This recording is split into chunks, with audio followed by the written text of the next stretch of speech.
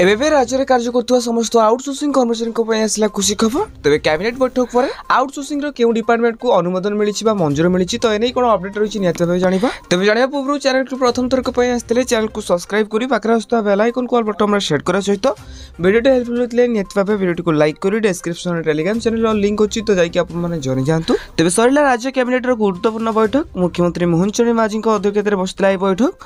तेज लोकसभा भवन सम्मेलन कक्ष बैठक में विभिन्न विभाग 5टी अधिक प्रस्ताव आसपे बोली आशा करा। तेज मुख्यतः राजस्व पूर्त जल संपद विभाग प्रस्ताव में मोहर बाजी। तेज मुख्य शासन सचिव श्री मनोज आहूजा कैबिनेट बैठक में नहीं निष्पत्ति संपर्क में गणमाध्यम को सूचना देते।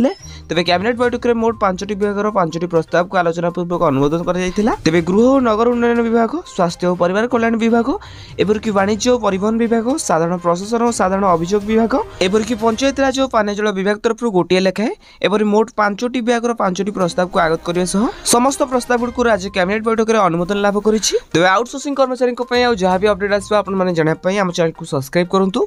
आउ हाँ ये वीडियो कौन देखते निहत भाव कमेंट बॉक्स में कमेंट करने सहित आपण सांगसाथी पाक वीडियो को अधिक मात्रा में शेयर करूँ।